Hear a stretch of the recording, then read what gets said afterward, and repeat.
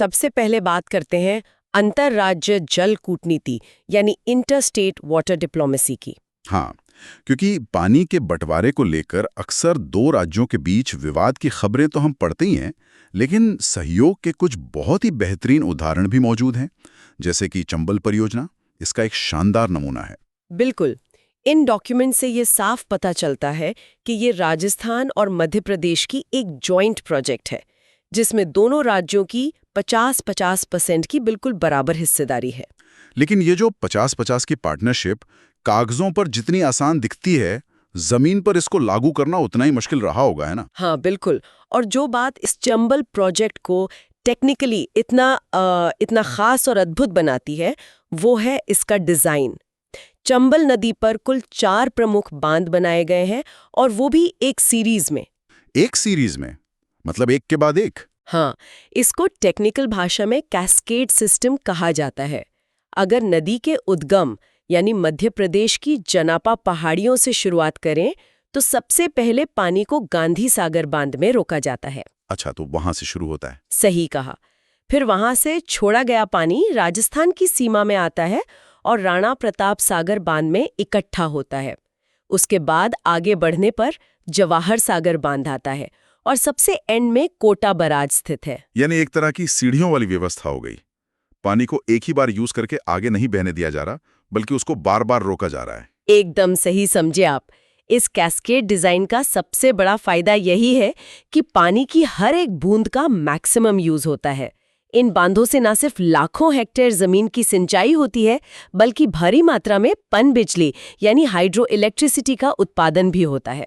ये तो बहुत ही कमाल की अप्रोच है। एक बंद की टरबाइन घुमाने के बाद जो पानी बचता है, वो अगले बंद की टरबाइन घुमाने के काम आ जाता है। हाँ, और हमारे पास जो फिगर्स हैं वो इस बात को साबित करते हैं।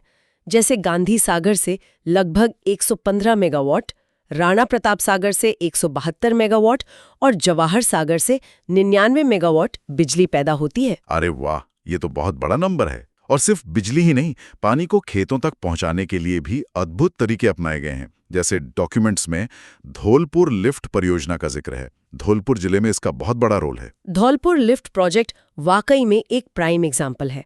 आमतौर पर पानी ऊपर से नीचे की तरफ बहता है, ग्रेविटी की वजह से, लेकिन यहाँ पानी को लिफ्ट करके यानी ऊपर खींचकर ऊंचाई वाले इलाकों तक पहुंचाया जा रहा है। जब नदी गहराई में बह रही हो और आपके प्यासे खेत ऊंचाई पर हों, तो आप बस ऊपर वाले के भरोसे नहीं बैठ सकते। एकदम। यहाँ विशाल पंपिंग मशीनों का यूज करके पानी को ऊपर की तरफ खींचा जाता है और फिर नहरों के जरिए खेतों में छोड़ दिया जाता है। सूखे और ऊंचाई वाले इलाकों के लिए ये टेक्नोलॉजी किसी वरदान से कम नहीं है। अब एक ऐसे तथ्य की तरफ बढ़ते हैं जो सुनकर मुझे सच में बड़ा आश्चर्य हुआ था। माही बजाज सागर परियोजना का उदाहरण जल संधियों की दुनिया में ये बहुत ही अनोखा है। हाँ, माही बजाज सागर ये राजस्थान और गुजरात का एक जॉइंट प्रोजेक्ट है। इसमें पानी के बंटवारे को लेकर राजस्थान की हिस्सेदारी 45% है और गुजरात की 55%। लेकिन सबसे हैरानी की बात यह है कि इस बांध से जितनी भी बिजली पैदा होती है, पूरी 100% बिजली। हाँ, पूरी की पूरी 100% बिजली सिर्फ और सिर्फ राजस्थान के हिस्से में आती है। पहली नजर में तो ये समझ में ही नहीं आता कि गुजरात ने ऐसा समझौता क्यों मान लिया होगा। ये सवाल आना बहुत ही नेचुरली है, और इसका जवाब इसके पीछे की ज्योग्राफी और डिस्प्लेसमेंट यानी विस्थापन के अर्थशास्त्र में छिपा है। थोड़ा और विस्तार से बताइए। देखिए, अगर इस समझौते को ध्यान से देखें तो गुजरात को इस नदी के पानी की ज्यादा जरूरत थी, क्योंकि उनका एग्रीकल्चरल एरिया काफी बड़ा है इस रीजन में, इसीलिए उन्हें 55% पानी मिला। लेकिन बांध का जो मेन स्ट्रक्चर है और पूरा पावर हाउस है, वो राजस्थान के भौगोलिक क्षेत्र में बना है, खासकर बांसवाड़ा जिले में। अच्छा, तो जमीन राजस्थान की गई। बिल्कुल। बांध बनने के कारण जिस जमीन का जलमग्न होना या जो विस्थापन हुआ, उसका सबसे बड़ा नुकसान राजस्थान के जनजातीय क्षेत्रों ने उठाया। इसी नुकसान की भरपाई और बांसवाड़ा जैसे आदिवासी बहुल क्षेत्र के विकास को ध्यान में रखते हुए ये डील हुई थी कि पानी भले ही तुम ज्यादा ले लो, पर बिजली पूरी हमारी होगी। हाँ, क्योंकि जमीन उन्होंने खोई थी। माही नदी को वैसे भी दक्षिणी राजस्थान, खासकर वागड़ क्षेत्र की जीवन रेखा कहा जाता है। ये बात अब पूरी तरह से साफ हो गई। मतलब जमीन और विस्थापन का जो त्याग राजस्थान ने किया, उसके बदले उसे बिजली का ये अधिकार मिला। इसी बांध से पानी को आगे बांटने की व्यवस्था भी काफी इंटरेस्टिंग है। हाँ, बांध से थोड़ा आगे बढ़ने पर माही नदी पर ही बांसवाड़ा में कागदी पिकअप वेयर बनाया गया है। अगर मैं स्लाइड्स को सही समझ रहा हूं तो ये पिकअप वेयर कोई मेन डैम नहीं होता, बल्कि मेन डैम से छोड़े गए पानी को थोड़ा रोककर उसे नहरों की तरफ मोड़ने का एक छोटा स्ट्रक्चर होता है। सही है? आपने इसको बिल्कुल परफेक्ट समझा। ये एक तरह का डिस्ट्रीब्यूशन सेंटर या जल वितरण केंद्र है और इसी कागदी पिकअप वेयर से सिंचाई के लिए दो बहुत ही जरूरी नहरें निकाली गई हैं। वो कौन सी हैं? पहली है आनंदपुरी भुकिया नहर, जो मुख्य रूप से बांसवाड़ा जिले के खेतों को पानी देती है, और दूसरी है भिखाभई सागवारा नहर, जो पानी को पड़ोसी जिले डूंगरपुर तक ले जाती है। लेकिन माही नदी के पानी का सफर शायद यहीं खत्म नहीं होता। ज्योग्राफी की चुनौतियों को पार करते हुए पीपलकुंड हाई लेवल कैनल के जरिए प्रतापगढ़ के पहाड़ी और दुर्गम पीपलकुंड क्षेत्र को भी तो सिंचाई का पानी मिल रहा है। हाँ हाँ, और इतना ही नहीं, दूर दराज के शहरों की प्यास बुझाने के लिए भी इस नदी के पानी को लंबी दूरी तक ले जाया जा रहा है। सोर्सेज में एक बहुत ही अहम प्रोजेक्ट का जिक्र है, माही हाई लेवल नहर और जय समंद पेयजल परियोजना। जयसमंद झील वाली परियोजना? बिल्कुल। इसका सीधा मकसद ये है कि माही बजाज सागर बांध का जो एक्स्ट्रा पानी है उसे उदयपुर की प्रसिद्ध जयसमंद झील तक पहुंचाया जाए। जयसमंद झील में पानी आने का सीधा सा मतलब है कि उदयपुर, चित्तौड़गढ़ और राजसमंद जिलों को फायदा पहुंचना। एक अकेली नदी के पानी को कितनी अलग-अलग दिशाओं में मोड़ा जा रहा है, ये देखकर सच में इंजीनियरिंग की दाद देनी पड़ती है। यही तो जल प्रबंधन यानी वाटर मैनेजमेंट की असली परीक्षा है। बारिश के लिमिटेड पानी को बेकार बहकर समंदर में जाने से रोकना और उसे उन सूखे क्षेत्रों तक पहुंचाना जहां उसकी सबसे ज्यादा जरूरत है। अगर झीलों और शहरों को जिंदा रखने की बात हो तो राजस्थान में इसके कई और भी बेहतरीन उदाहरण मिलते हैं।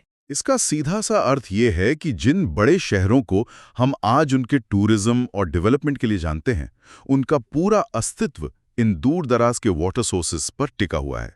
जैसे उदयपुर को ही ले लीजिए, जिसे दुनिया भर में झीलों की नगरी कहा जाता है। हाँ, लेक सिटी। वहां की सबसे खूबसूरत पिछोला झील को देखते हुए शायद ही किसी टूरिस्ट के दिमाग में ये सवाल आता होगा कि आखिर इस झील को लबालब कौन रखता है। हमारे सोर्सेज बताते हैं कि मानसी वाकल परियोजना विशेष रूप से मानसी और वाकल नदियों का पानी पिछोला झील में लाने के लिए ही तैयार की गई है। और इस प्रोजेक्ट का सबसे बड़ा मोटिव उदयपुर शहर को पीने के पानी की सप्लाई लगातार देते रहना है। और ऐसा ही एक और जीवनदायिनी उदाहरण हमें कोठारी परियोजना में मिलता है। डॉक्यूमेंट्स में इसको एग्जाम्स के पॉइंट ऑफ व्यू से बहुत इंपॉर्टेंट मार्क किया गया है। हाँ, कोठारी नदी पर मेजा बांध बनाया गया है जो मंडल में स्थित है। यह मंडल क्षेत्र भिलवाड़ा जिले में आता है और ये कोई आम बांध नहीं है, ये पूरे भिलवाड़ा शहर के लिए पीने के पानी का सबसे बड़ा आधार है। अगर ये बंद ना हो तो भिलवाड़ा जैसे बड़े इंडस्ट्रियल शहर का पूरा कामकाज एकदम ठप पड़ सकता है।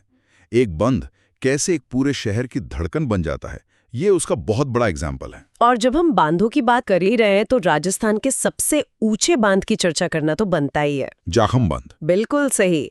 यह जाखम नदी पर प्रतापगढ़ जिले के अंदर बना है और सोर्सेज के मुताबिक इसकी ऊंचाई लगभग 81 मीटर है। 81 मीटर? जरा सोचें ये कितना होता है। ये लगभग 25 से 30 मंजिला एक बिल्डिंग के बराबर पानी की एक विशाल दीवार है, वो भी एक ऐसे दुर्गम पहाड़ी और जंगली इलाके में जहां कभी कंस्ट्रक्शन मटेरियल ले जाना भी लोहे के चने चबाने जैसा रहा होगा। जाखम बंध के निर्माण का इतिहास भी काफी मायने रखता है। इसका शिलान्यास उस वक्त के मुख्यमंत्री मोहनलाल सुखाड़िया जी ने किया था और इसका मोटिव से रिकॉर्ड बनाना नहीं था। तो उसका मेन मोटिव क्या था? इसका मेन मोटिव था प्रतापगढ़, उदयपुर और चित्तौड़गढ़ के उन आदिवासी और पहाड़ी इलाकों में पानी का भंडारण करना जहां खेती तो दूर, पीने का पानी जुटाना भी हमेशा से एक बहुत बड़ा संघर्ष रहा है। इसी दक्षिणी राजस्थान के हिस्से में सोम नदी का भी एक बहुत ही सिस्टमैटिक नेटवर्क काम कर रहा है। सोम नदी पर 2 मेजर प्रोजेक्ट्स का मेंशन किया गया है। पहली है सोम कागदर परियोजना, जो उदयपुर जिले के खैरवादा में स्थित है। हाँ, और दूसरी है सोम कमला अंबा परियोजना, जो डूंगरपुर जिले के कमला अंबा गांव में बनी है।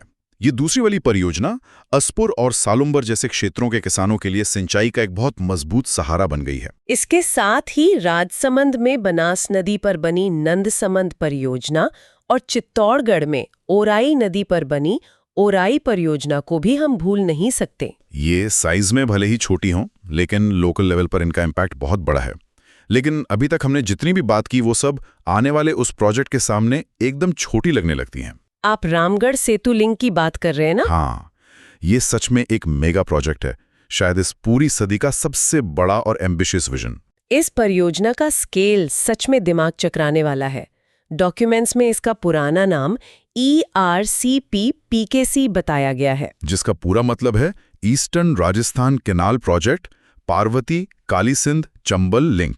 ये इतना लंबा नाम ही अपने आप में बताता है कि किसी एक नदी का प्रोजेक्ट नहीं है, बल्कि कई नदियों के सिस्टम को आपस में जोड़ने की एक विशाल योजना है। नदियों को जोड़ने या इंटरलिंकिंग का ये विचार वैसे तो काफी लंबा पुराना है, पर इसको हकीकत में उतारना उतना ही मुश्किल है।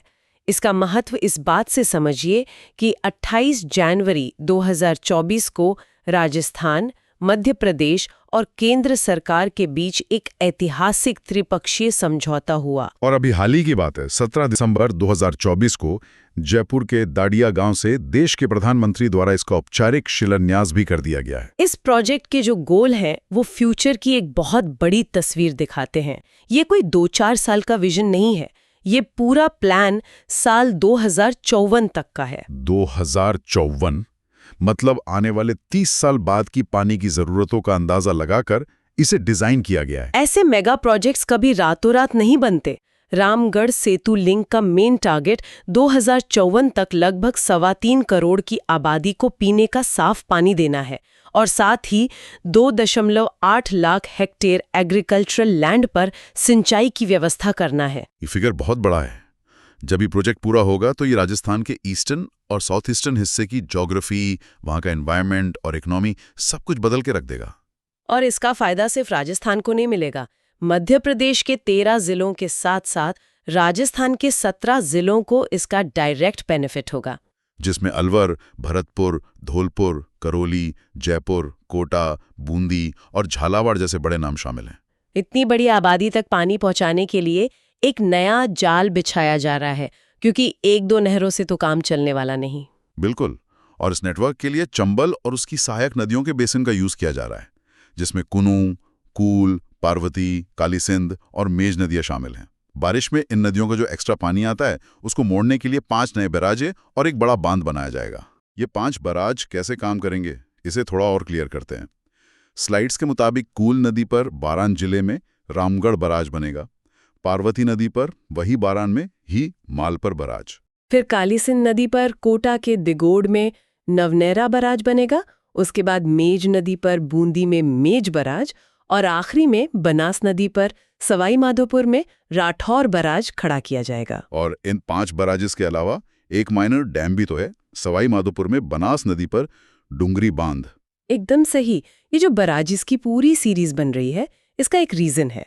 नॉर्मल बांध सिर्फ पानी रोकता है, पर बैराज में गेट्स होते हैं जो पानी के फ्लो और डायरेक्शन को कंट्रोल करते हैं।